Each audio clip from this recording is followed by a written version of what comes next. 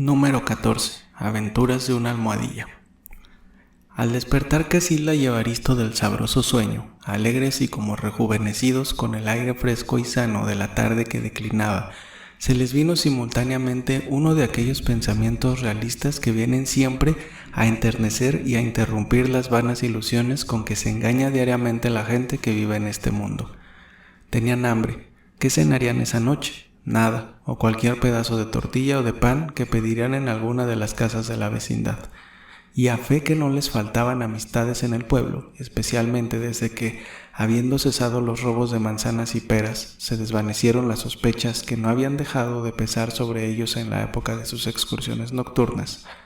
Lo esencial de la cuestión era, ¿cómo vivirían mientras se vendía la almohadilla? Entraron en el cuarto. Registraron con la vista el suelo, las paredes, el techo, los rincones, nada. 4 petates que uno sobre otro les servían de cama, una sábana sucia y ya rompiéndose, las sillas de tule desfondadas, una mesita de palo blanco, el brasero con unos cuantos trastos de barro y en la pared estampas y dibujos de donde había tomado idea Evaristo para sus mosaicos. Lo de valor había sido empeñado o vendido durante el año que duró el trabajo babilónico de Evaristo. ¿Qué hacer? Cada cual se sentó en un rincón y clavó la cabeza sobre sus rodillas dobladas y sujetas entre sus manos. Las sombras fueron invadiendo el cuarto, las mariposas nocturnas entrando y saliendo, algún murciélago siniestro, desprendiendo del techo donde se había estado colgado y adormecido, batía sus alas. El viento que traía el olor de los floripondios a bocanadas jugaba entre los cabellos sueltos de Cassilda y refrescaba un poco la frente de Evaristo. No tenían vela, ni un gramo de maíz para molerlo, ni un pan, aunque fuese duro, para entretener su estómago, pero nada de esto les importaba sino el porvenir. Cualquier cosa para 1 o 2 semanas les bastaría. Pasaron 2, 3, quizá 4 horas en el más completo silencio. De repente Cassilda interrumpió esa larga monotonía. ¿Dónde está el sable de tu padre? Evaristo comprendió la importancia de esta pregunta. La única prenda que no había sido vendida ni empeñada era el terrible sable de Lecuona. Por olvido, por quién sabe qué cosa, por una especie de superstición quizá, Evaristo no había empeñado el sable, y en esos momentos supremos cualquier cantidad que le prestaran por él lo sacaba del conflicto. Después, ya verán. ¿Sabes, Cassilda?, le contestó Evaristo, que debe estar en el jacal de junto. Allí lo dejé yo escondido entre el zacate, y fue adrede, pues no quería ni acordarme de él para no venderlo. Lo buscaremos, ven.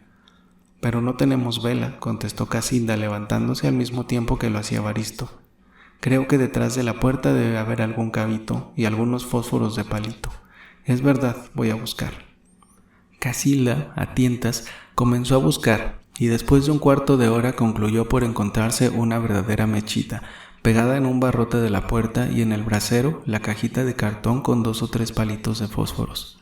Encendieron y se dirigieron al jacal que estaba lleno de zacate, de varejones, de ramaje, de palos viejos y de algunas plantas e instrumentos de jardinería pertenecientes al propietario que les había arrendado la casa.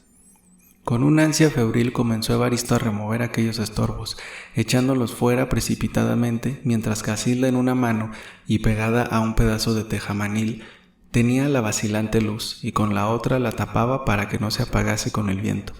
Evaristo tiraba palas, barretas y maderas, sacaba las ramas abrasadas, nada, el sable no parecía. «Si se lo habrán robado», exclamó Evaristo desconsolado, dejando caer los brazos. «Tantas manzanas y peras hemos robado nosotros que no sería nada extraño, castigo de Dios», contestó Cassilda, «pero busca, busca». Y Evaristo animado continuó su trabajo. «El cabito se acaba», dijo Cassilda, «date prisa». Y Evaristo se fatigaba y el sable no estaba en el rincón donde se acordaba haberlo puesto. La mecha dio los últimos destellos y se apagó.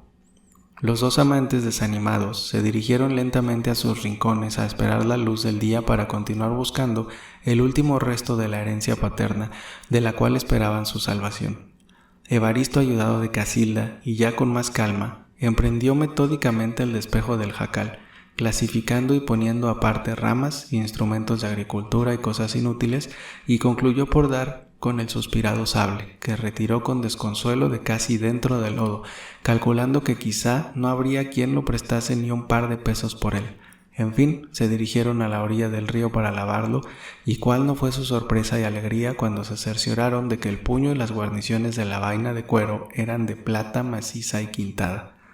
Los dos saltaron y brincaron de gusto, y aunque en ayunas, se quitaron la ligera ropa que llevaban y se bañaron en las aguas claras del río, que corrían entonces limpias, y no como ahora sucias y envenenadas con los tintes y suciedades de todo género de las famosas fábricas de hilados que el interés privado y el atraso en los estudios económicos han formado la riqueza de algunos en sus orígenes pobres campesinos de la montaña española, privando el erario de México de millones de pesos anualmente y arruinando las frondosas huertas del pueblo de San Ángel. Sumidos en el agua hasta el cuello, formaron su plan. El día lo pasarían pidiendo fiadas a la Tomasa, propietaria de la casa vecina, un apoyo, las tortillas, el chile, un puño de frijoles y un poco de carbón. El almuerzo, por consiguiente, sería opíparo y no faltaría fruta para el dessert. Evaristo se quedaría después desnudo en el cuarto, envuelto en la sábana, mientras Casilda volvería al río para lavar la única camisa que tenía, y así que Evaristo pudiese vestirse, ella se taparía con la misma sábana y lavaría sus enaguas y también su única camisa. La casa estaba, como hemos dicho, medio oculta en un bosquecillo de árboles frutales, y los pocos que pasaban eran vecinos de confianza que no importaba mucho que los viesen más o menos desnudos. Bajo este aspecto, en los pueblos las costumbres son menos austeras que en la capital. Todo salió a pedir de boca. Evaristo, aunque en pechos de camisa, pero con su pantalón de paño todavía en buen estado, pudo venir a México y se dirigió a una famosa casa de empeño. Allí, después de una hora de disputa y de haber desarmado la espada y pesado la plata, sacó 40 pesos líquidos, con un real en cada peso mensual de interés por espacio de 5 meses, y todo esto por mucho favor, porque Evaristo era conocido parroquiano de la casa. Por un sistema de aritmética especial y disfrazadamente explicado en el billete, al retirar la prenda había de pagar 80 pesos, es decir, el doble, pero los que tienen necesidad y piden prestado rara vez dejan de admitir las condiciones del usurero, por gravosas que sean. Con parte de ese dinero desempeñó el jorongo, la toquilla de su sombrero, una camisa de él y 2 camisas, unas enaguas y un rebozo de Casilda, y contento como si se hubiera sacado la lotería de 6,000 pesos, regresó al pueblo con un bulto de ropa y el resto del dinero. Extraña naturaleza humana. No tuvo un solo recuerdo para el difunto Lecuona. El domingo siguiente, la pareja, muy temprano y después de un buen desayuno con leche, queso de cabra y gorditas de elote, se puso en camino de México para entrar antes de las 10 en el portal de mercaderes. Casilda estaba guapa, con su pelo bien arreglado, su camisa y enaguas limpias, su rebozo manejado con garbo y bien calzada, pues cuidaba los zapatos más que a las niñas de sus ojos. Andaba la mayor parte del tiempo descalza y solo cuando iba a la parroquia o venía a México salían a lucir los de raso negro, que le marcaban bien su empeine bien hecho y su pie gordo apiñonado. En la cabeza llevaba la mesita blanca muy bien lavada y Evaristo la famosa almohadilla envuelta en 2 pañuelos.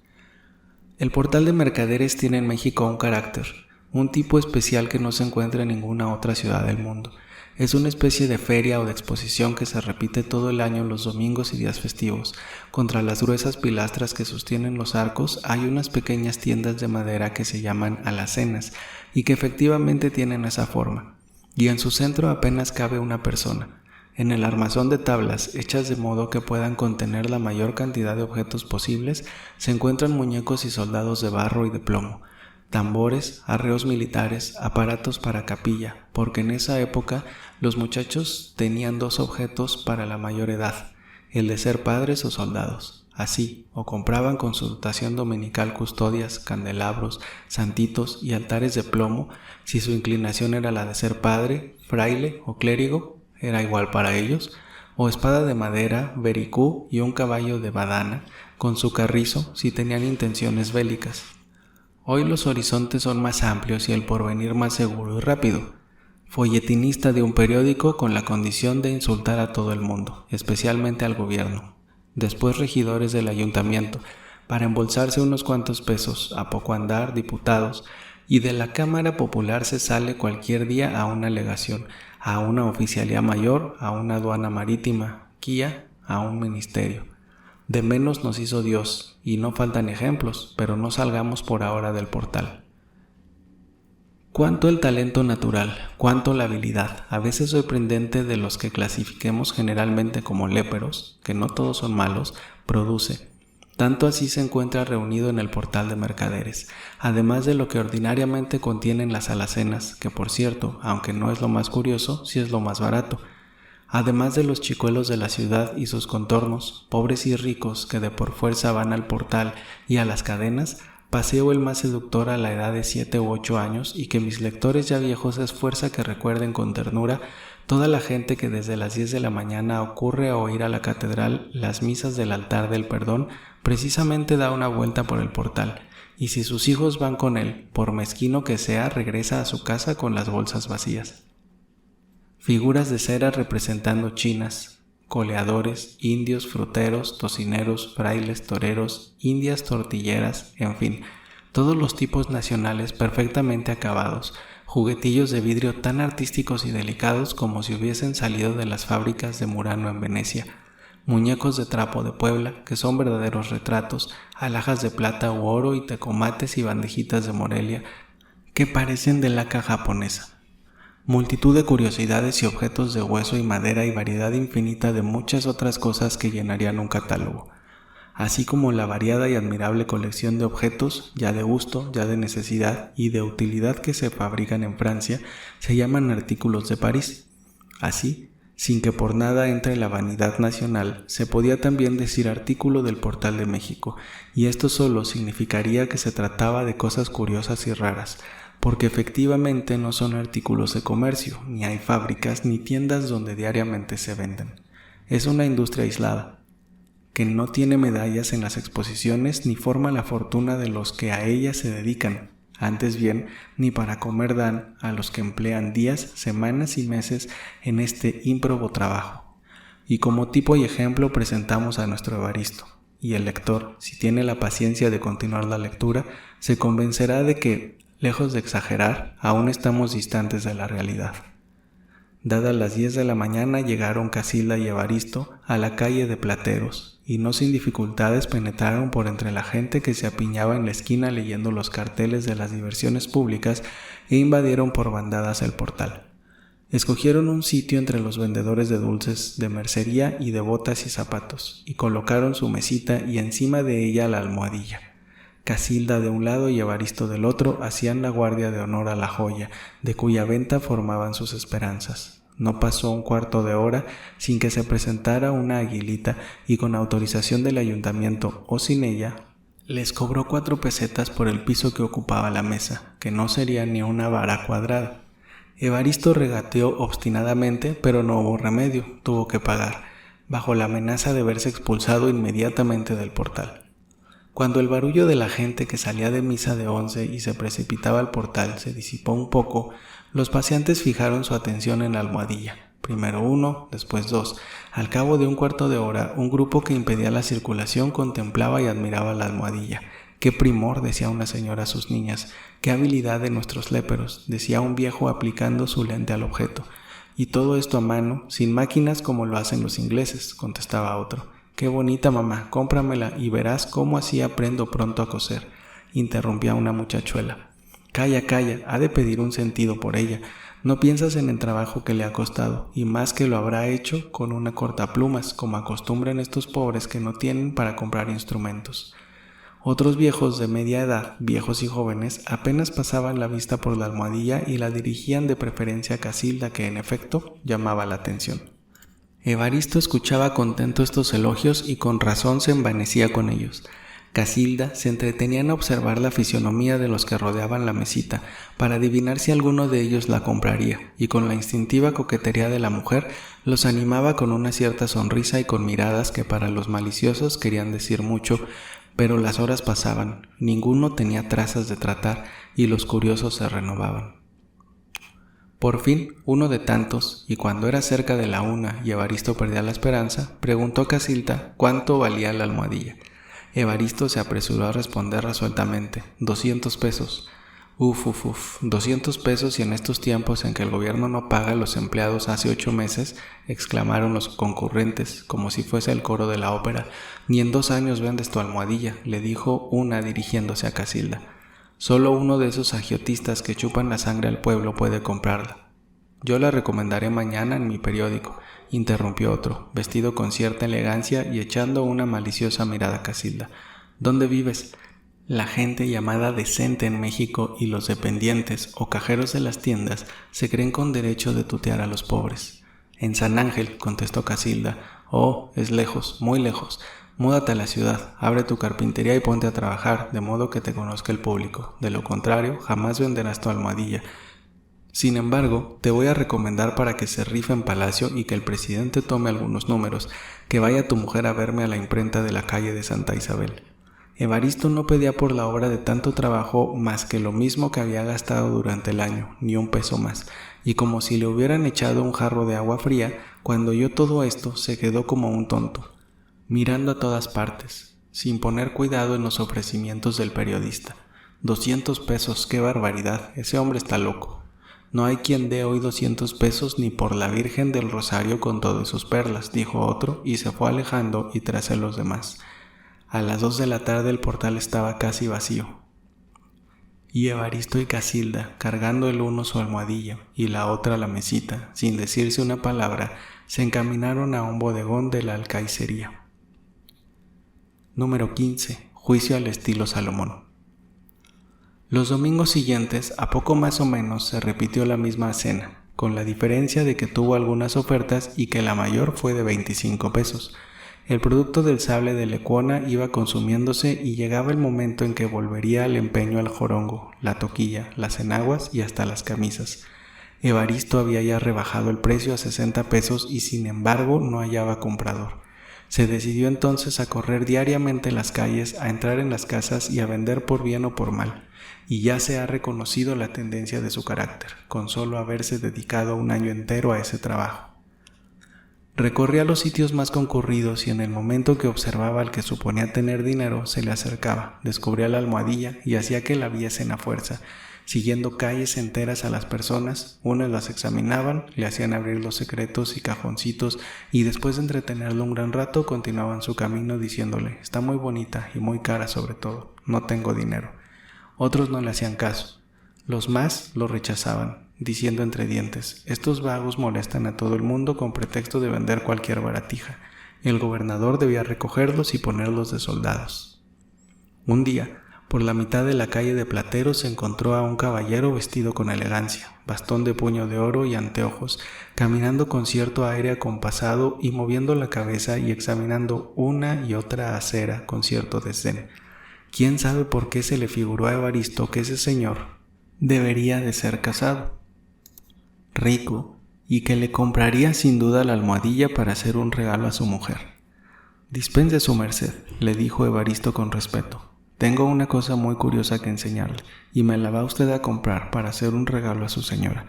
Quita, le contestó el caballero con desdén, apartándolo suavemente con la punta del bastón. Nada se pierde en que usted le vea. Y Evaristo se le atravesó y al mismo tiempo destapó su almohadilla, que siempre traía cuidadosamente envuelta. Déjame pasar. Yo nada compro, ni menos esos muebles inútiles. Las señoras que tienen dinero jamás cosen ni usan de esos muebles. Pero para adornar la recámara, continuó Evaristo, interrumpiéndole siempre el paso y poniéndole casi junto a los ojos la almohadilla. Va. Eso quiere remedar mosaico, dijo el caballero, arrojando de por fuerza una mirada desdeñosa a la almohadilla. En Roma hacen eso admirablemente y de piedra, y en Viena eso también lo hacen muy fácilmente y con máquina. Y ustedes, que son unos brutos, gastan no sé cuánto tiempo en hacer una verdadera chambonada, apestando a cola, y que apenas sirve para que la rompa una muchacha de la amiga. Quita y déjame andar. Evaristo, tenaz y sin hacer caso de los verdaderos insultos que le decía sin razón el caballero, insistió y lo dejó andar, pero continuó a su lado diciéndole: esta no es chambonada, como usted cree. Está muy bien hecha y no apesta a cola, véala, y se convencerá de que no soy de esos artesanos que salen a la calle a engañar a las personas decentes.